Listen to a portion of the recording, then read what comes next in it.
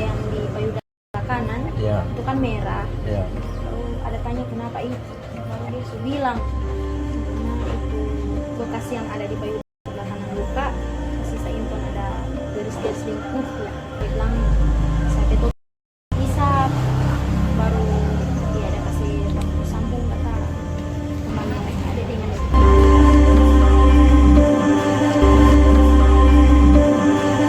Assalamualaikum warahmatullahi wabarakatuh dan salam sejahtera Responers di mana saja Anda berada. Publik Kabupaten Pohuwato baru-baru ini digegerkan oleh peristiwa dugaan tindak pidana pencabulan gitu ya yang terjadi di Kecamatan Patilanggio. Ironinya, dugaan pencabulan ini dilakukan di salah satu tempat ibadah di dalam sebuah masjid yang dilakukan oleh seorang laki-laki berusia kurang lebih 42 tahun terhadap anak yang masih di bawah umur, anak perempuan yang masih berusia 10 tahun. Nah, kita akan cari tahu seperti apa kejadiannya dan seperti apa keterangan dari kepolisian, karena informasi bahwa persoalan ini sudah dan tengah dilakukan pemeriksaan oleh pihak kepolisian, yakni Polsek setempat, dan juga sudah dilaporkan ke pihak kepolisian Polres Pohuwato. Kita akan tanya-tanya ke pihak kepolisian Polsek setempat terkait dengan kasus dugaan pencabulan yang dilakukan oleh. Itu sudah disampaikan kemarin sama Bapak ini. Iya. Jadi dari awalnya itu kan ada masyarakat yang melapor, baru kemudian terang terima laporan, korbannya terang antar ke rumah sakit untuk permintaan visum. Jadi untuk sementara ini, orang sudah lakukan pemeriksaan dan kemarin saya sudah gelar di Polres, baru naik tingkat penyidikan. Jadi langkah berikutnya mungkin setelah itu mau digelar ulang untuk naik penetapan tersangka. Jadi kalau sudah ditetapkan tersangka, mungkin pemeriksaan nanti sudah pemeriksaan tersangka karena saksi dengan korban apa semua sudah hasil dari visum itu langsung koordinasi langsung dengan rumah sakit dan itu A1. Untuk kejadiannya sendiri terjadi kapan ini Bang? Mungkin bisa di... Kalau kejadian itu tanggal 19 hari Jumat Agustus sekitar pukul 11.15. Karena kebiasaan dari korban ini kan dia datang tiap minggu itu datang lebih awal, dimaksud untuk membawa bersih-bersih.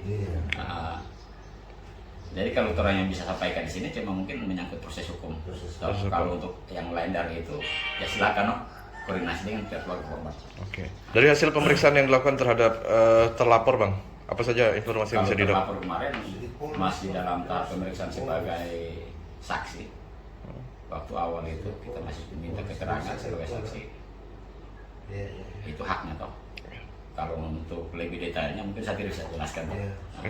Cuma jelas dari tersebut orang sudah lakukan penyelidikan dan sudah naik penyidikan. Ada informasi bahwa terduga pelaku ini sempat mengakui perbuatannya. Kalau soal itu di hadapan kita waktu pemeriksaan tidak ada dia mengakui. Dan itu mungkin pernah dapat dari pemeriksaan dari saksi lain. Karena pengakuan itu terjadi pada saat kepala desa ini coba periksa. Jadi kalau untuk terang di sini kemarin. Dari informasi yang didapat oleh rekan-rekan kepolisian, yang bersangkutan sempat mengakui itu. Iya. Sudah penetapan sudah bisa ditahan. Mungkin nanti prosesnya akan ke situ. Karena orang kan masih tahapan pemeriksaan tapi sudah naik penyidikan. Jadi setelah penetapan tersangka mungkin kita akan panggil sebagai tersangka dan kalau memang perlu dengan pertimbangan orang mau tahan. Hasil visum yang disebutkan mengarah ke dugaan tindak kekerasan itu apakah benar bahwa ada luka sobek di bagian alat vital? Kalau lebih detailnya mungkin saya bisa sampaikan nanti. Mungkin gambarannya seperti itu. Intinya keperluan visum itu kan supaya kita dapat alat bukti satu. Itu kan surat. Jadi itu juga penting sebenarnya dalam penentuan status kemarin penyidikan. Dan mungkin dari situ bisa diambil gambaran toh. Nah, kalau untuk hasilnya itu kan rahasia toh. tinggal kita penyidik dengan pihak korban, Ya. dengan pihak sana pengadilan. Sejauh ini sudah ada berapa alat bukti bang yang diamankan oleh kepolisian? Kalau untuk ini sampai dengan sekarang ini ada keterangan saksi, baru surat dengan barang bukti. Barang bukti apa saja bang? Barang bukti itu pakaian bersih korban, Pakaian korban. satu set mukena, baru satu pasang baju bebidol, satu buah pakaian dalam, baju dalam, baru satu pakaian dalam. Pakaian dalam ya. Ya. Oke. Untuk saksi-saksi sendiri sudah berapa orang bang? Saksi di luar dari korban itu ada 5. 5 orang Ada saksi. 5 orang, termasuk orang tua kandung dari si korban.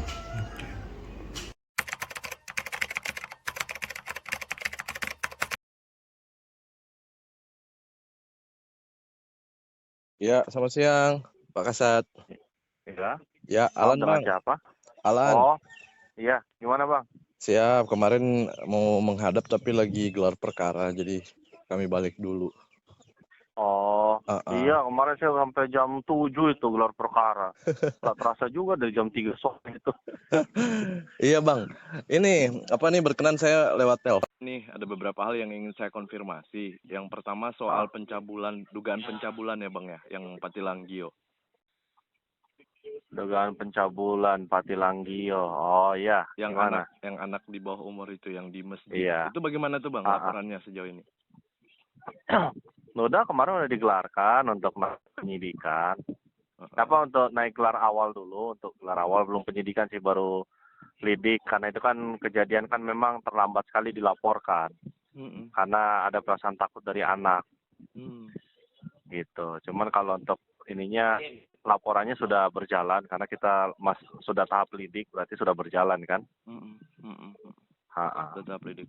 Untuk terlapornya belum diamankan bang? Untuk terlapornya sementara masih belum diamankan. Oke. Terinformasi itu terlapor itu sudah mengakui perbuatannya di kantor desa, namun kemudian belakangan itu dicabut lagi. Ya itu kan kalau dia masalah itu kan nanti kan urusan nanti di pembuktian aja, dalam penyelidikan, dalam penyidikan kan. Sejauh ini informasi yang didapat oleh kepolisian apa saja bang? Apakah benar begitu tindak dugaan pencabulan itu terjadi? Ya kalau diperiksa dari saksi-saksi, namanya kan pencabulan persetubuhan itu kan itu cabul dan setubuh ya, karena katanya sih alat kelamin katanya masuk gitu, si anak merasakan sakit. Ya kalau itu kan kalau saksi-saksi kan memang tipis ya, karena dalam undang-undang perlindungan kekerasan seksual itu TPKS itu kan si anak si korban aja sudah bisa jadi saksi gitu loh.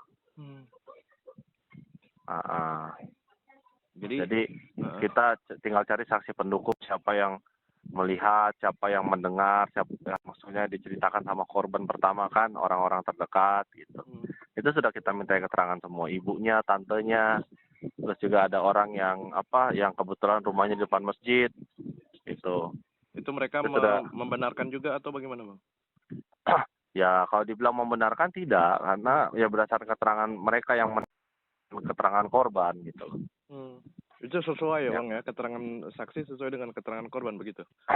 Iya sesuai. Makanya kita masih lidik lagi bang. Ini kan bukan belum penyidikan. Ini kan proses ini kan kita lihatnya di penyelidikan. Penyelidikan bang ya. Kita cari benang merahnya gitu loh. Makanya kita juga dari visum segala itu kan visumnya sudah ada, cuma memang belum ditandatangani kemarin katanya.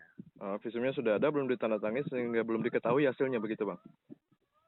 Iya. Kalau hasil saya rasa sudah, cuma secara administrasinya aja, karena kan belum ditandatangani berarti kan belum bisa keluar, kasarnya gitulah. Gitu. Oke. Hasilnya sudah diketahui bang ya oleh rekan-rekan kepolisian? Sudah. Itu hasilnya hasilnya nangani ini kan dari pos. Hasilnya itu hasil visumnya menunjukkan benar dugaan itu terjadi. Ya kan kalau dari keterangan itu kan karena belum dibawa ke saya kan belum saya baca. Kan kalau dari penyidik yang menangani mereka sudah konsultasi, dia bilang iya orang visumnya keluar kok. Oke, visumnya menunjukkan benar ya ada dugaan tindak Iya. pencabulan itu gitu Bang ya. Oke. Jadi ada beberapa tanda luka di bagian dada gitu kan, terus di kelaminnya gitu. Kelaminnya ya. Oke. Ah. Baik, Abang.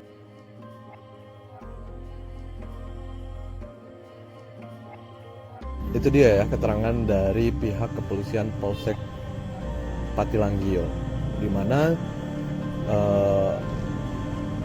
sudah diperiksa ya, sudah dilakukan pemeriksaan terhadap baik korban maupun sejumlah saksi-saksi dan beberapa alat bukti sudah dikantongi oleh pihak kepolisian, termasuk hasil visum.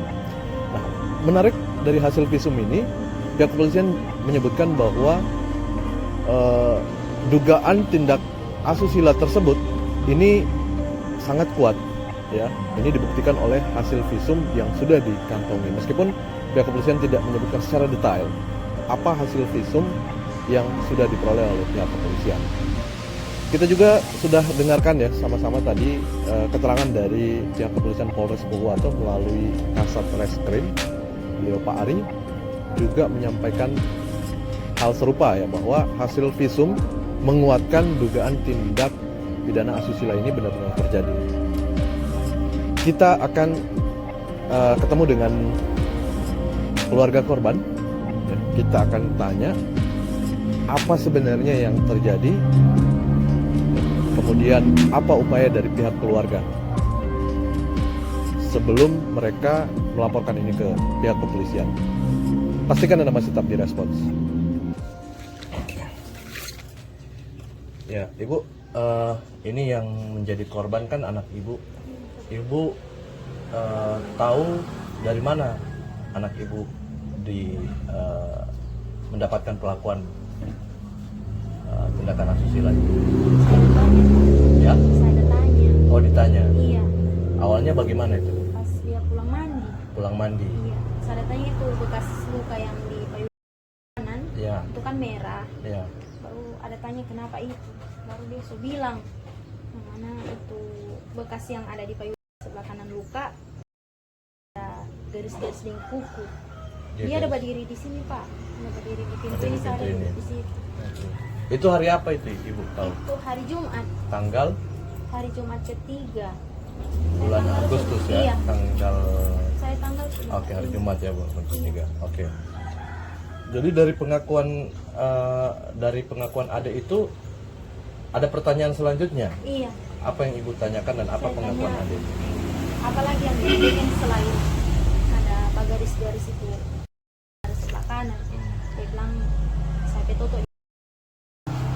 Baru dia ada kasih bangku sambung kata. Seperti itu. Iya. Itu dilakukan di dalam masjid, Di belakang mimbar Pak. di belakang mimbar, Iya. mimbar masjid. Iya. Hari Jumat itu hari Jumat ya? Iya. Itu sebelum sholat Jumat atau Sebelum sholat Jumat Pak. sebelum sholat Jumat Adik ya? berangkat dari rumah ke masjid itu jam 11.15 menit. Jam 11.15 menit Iya, pas pulang dari sekolah. pulang dari sekolah, mandi, kemudian menuju ke masjid. Iya. Menuju ke masjid. Nah, setelah Ibu tahu kejadian itu, apa yang dilakukan oleh Ibu? Selama 3 hari Ya. saya tanya-tanya terus. Ya. Dari hari Jumat itu Sabtu, Minggu, nanti Seninnya baru konfirmasi ke ayah dengan kodu. Ya, kepala desa ya? Iya. Oke, terus? Malam Seninnya ada pemanggilan musyawarah di rumahnya ayah. Oke, musyawarah. Iya. Jadi dipertemukan dengan Iya. terduga pelaku ini. Iya. Oke, apa yang terjadi pada saat Ibu itu? Ibu masih ingat? Di mana Pak? Pada saat musyawarah itu? Ya, pas di rumahnya ayah. Iya. Awalnya pelaku tidak mau mengaku. Awalnya pelaku tidak mau mengaku. Iya. Kemudian? Tidak dibenarkan kata itu, dia pegang garis-garis tuh, dia bilang kata tidak benar. Tidak benar. Tak betul itu kata adik ini cuma bakarang-karang cerita. Oke. Baru nanti di kata-kata terakhir sudah ada mungkin 1 jam lebih diinterogasi sama ayah terus. Karena ayah bilang apa DP alasan pelaku itu, dia bilang Pak ayah karena ayah tidak percaya dengan apa bukti yang ayah ada lihat Pak DP badan. Baru tolong mengaku. Saya bilang juga tolong mengaku, mungkin kalau mau mengaku saya saya cukup di sini, saya Iya. bilang. Baru dia mengaku, enggak secara langsung ya itu yang dia bikin Pak Ade, dia enggak jelas semua, cuma dia bilang kalau anak mau hamil kita siap tanggung jawab. Cuma itu kata terakhir. Cuman itu kata terakhir Iya. ya. Oke. Ibu, ini adik ini usianya berapa tahun? 10 tahun 10 tahun. Dia masih duduk di kelas 4 SD. kelas 4 SD ya. Oke. Terakhir Bu, apa harapan Ibu? Harapan saya pelaku mengakuinya Pak. Di proses hukum. Jadi biar cepat terproses ya. Iya, iya. Oke. Baik. Terima kasih Ibu.